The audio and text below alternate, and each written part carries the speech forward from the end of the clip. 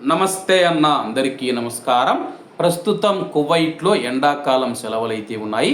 చాలామంది కువైట్ నుంచి ఇండియాకు వెళుతూ ఉన్నారు. అలాగే మీరు ఏదైనా మీ కుటుంబం కోసం కొన్న విలువైన వస్తువులు ఏవైనా సరే కానీ కార్గో ద్వారా పంపించాలనుకుంటే కానీ యూసఫ్ కార్గో వారు అద్భుతమైన ఆఫర్లు ఇస్తూ ఉన్నారు. మీరు మీ ఇంటికి పంపించిన విలువైన వస్తువులను జాగ్రత్తగా ప్యాకింగ్ చేసి చెప్పిన సమయం కంటే ముందుగానే మీ ఇంటికి చేరుస్తూ ఉన్నారు. అలాగే ప్యాకింగ్ ఫ్రీ, ఎటువంటి పోర్ట్ ట్యాక్స్ కానీ ఇన్సూరెన్స్ కానీ డాక్యుమెంటేషన్ ఛార్జీలు లేవు. మాలియా మరియు కైతాన్ ప్రాంతాలలో యూసఫ్ కార్గో ఉంది. అలాగే ఏ కార్గో మరియు సి కార్గో కలదు. ఇంకెందుకు ఆలస్యం, స్క్రీన్ మీద కనపడే నెంబర్లకు వెంటనే సంప్రదించండి. నమస్తే అన్న అందరికీ నమస్కారం. ప్రస్తుతం కువైట్లో జరిగిన దురదృష్టమైన ఘటన ఏదైతే ఉందో చాలామంది భారతీయులు కానీ ఇతర దేశాల ప్రవాసులు కానీ భయపడుతూ ఉన్నారు. ముఖ్యంగా ఎవరైతే ఈ యొక్క మద్యం అక్రమ రవాణా చేసే వారిలో భారతీయులు ఉన్నారు, పాకిస్తానీయులు ఉన్నారు, నేపాలీయులు, బంగ్లాదేశీయులు, కువైటీలు, అన్ని దేశాల వారు సరఫరా చేస్తూ ఉన్నారు. కువైట్ ప్రభుత్వం, కువైట్ పోలీసులు నిరంతరం తనిఖీలు చేసి పెద్ద మొత్తంలో మాదక ద్రవ్యాలు కానీ మద్యం బాటిల్ స్వాధీనం చేసుకుంటూ ఉన్నా, కఠినమైన శిక్షలు విధిస్తూ ఉన్నా సరే కానీ వీళ్ళల్లో ఎటువంటి మార్పు రాలేదన్నమాట.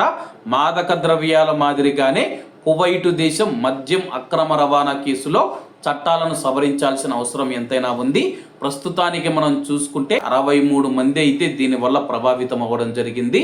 మీథనాల్ అనే రసాయనం కలవడం వల్ల ఈ యొక్క మందు విషప్రయోగం జరిగిందని చెప్పేసి, అలాగే దీనికి గల కారణాలను గుర్తించేందుకు పోలీసులు దర్యాప్తు మొదలు పెట్టారు. ఎవరైతే దీనికి కారణమైన వారు ఉన్నారో వారిని పట్టుకొని తప్పకుండా శిక్షిస్తామని చెప్పేసి కువైట్ పోలీస్ అధికారులు తెలుపుతూ ఉన్నారు. ప్రస్తుతం 40 మందికి పైగా భారతీయులు ఆసుపత్రిలో చికిత్స పొందుతూ ఉన్నారు. అందులో 4 మరణించడం చాలా బాధాకరం. మరణించిన వారిలో తెలుగువారు కూడా ఉన్నారని చెప్పి సమాచారం అందుతూ ఉంది. అలాగే Indian embassy help line number కూడా ప్రకటించింది. అలాగే ప్రస్తుతం ఎవరైతే చెడు మార్గాలలో సారాయి మద్యం తయారు చేస్తూ ఉన్నవారు ఎవరైతే ఉన్నారో ఇప్పటికైనా వెనక్కి వచ్చేయండి అన్న. మీ వల్ల చాలా మంది అనారోగ్యం పాలవుతూ ఉన్నారు. తాజాగా మనం చూసుకుంటే 13 మంది మరణించడం జరిగింది. ఈ విషయాన్ని గుర్తుపెట్టుకొని ఇప్పటికిప్పుడు మీరు చెడు మార్గం నుంచి బయటికి వచ్చేయండి, లేకపోతే కానీ కువైట్ పోలీసులు దర్యాప్తు చేపడుతూ ఉన్నారు. నిందితులను పట్టుకుంటే మాత్రం వాళ్ళకు ఉరిశిక్ష విధించే అవకాశాలు ఉన్నాయని చెప్పేసి స్థానిక మీడియా పేర్కొంటూ ఉంది. కువైట్కు వస్తూ ఉన్న భారతీయులకు కూడా ఒకటే చెబుతూ ఉన్నానన్న, ఇండియాలో ఎలాగో మీరు మద్యం సేవిస్తూ ఉంటారు, ఇండియా కథ వేరనమాట. కువైట్కు వచ్చిన తర్వాత కూడా మద్యం అలవాటుతో చాలామంది మనం చూసుకుంటే సంపాదించుకున్న డబ్బు పోగొట్టుకుంటూ ఉన్నారు. డబ్బు పోగొట్టుకుంటే రోజు కాకపోతే రేపైనా సంపాదించుకోవచ్చు, కానీ అనారోగ్యం పాలైనా సరే కానీ ఇప్పుడు ప్రస్తుతం చాలామంది ప్రాణాలతో పోరాడుతూ ఉన్నారు. వాళ్ళ పరిస్థితి ఆలోచించండి. కల్తీ మద్యం తాగి వాళ్ళందరూ అయితే ప్రాణాలతో పోరాడుతూ ఉన్నారు. కొంతమంది ప్రాణాలు కోల్పోయారు. ఇకనైనా సరే కానీ కువైట్లో ఉన్న భారతీయులు మద్యం తాగవద్దని చెప్పి ప్రతి ఒక్కరిని కోరుకుంటూ ఉన్నాను. ఒకవేళ మీరు మద్యం తాగాలి, ఇంక నేను ఉండలేను అనుకుంటే కానీ కువైట్ నుంచి వెళ్ళిపోయి ఇండియాలో ఏదో ఒక పని చేసుకొని బ్రతకండి. ఇక్కడ కువైట్ దేశంలో మద్యపాన నిషేధం ఉంది కాబట్టి కువైట్లో ఉన్న కొంతమంది మనం చూసుకుంటే ముఠాలుగా ఏర్పడి కల్తీ మద్యాన్ని అయితే తయారు చేస్తూ ఉన్నారు. లేకపోతే ఇతర దేశాల నుంచి కువైట్ దేశానికి అక్రమ మార్గాల ద్వారా దిగుమతి చేసుకుంటూ ఉన్నారు. అలాగే వీళ్ళు మనం చూసుకుంటే అనేక రసాయనాలు అయితే వాడుతూ ఉన్నారు.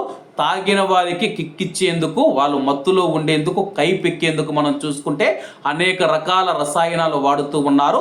అవి తాగి మీరు మీ యొక్క ఆరోగ్యాన్ని పాడు చేసుకుంటూ ఉన్నారు. అలాగే ప్రాణాలు కోల్పోతూ ఉన్నారు.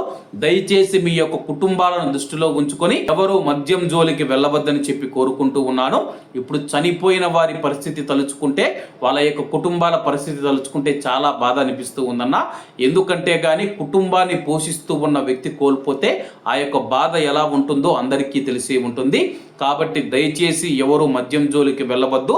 అలాగే మీ చుట్టుపక్కల ఎవరైనా మద్యం తాగుతూ ఉంటే వాళ్ళకు కూడా తెలియజేయండి. అలాగే ఎవరైనా మద్యం తయారు చేస్తూ ఉంటే వాటి గురించి పోలీసులకు సమాచారం అందించాలని ప్రతి ఒక్కరిని కోరుకుంటూ, దయచేసి కువైట్లో రాబోయే రోజుల్లో ఇటువంటి సంఘటనలు జరగకుండా ఉండాలని చెప్పేసి పోలీసు వారిని కూడా కోరుకుంటూ ఉన్నాను. కాబట్టి అందరూ బాగుండాలి, అందులో మనం ఉండాలి. అందరికీ నమస్తే అన్న. జై హింద్.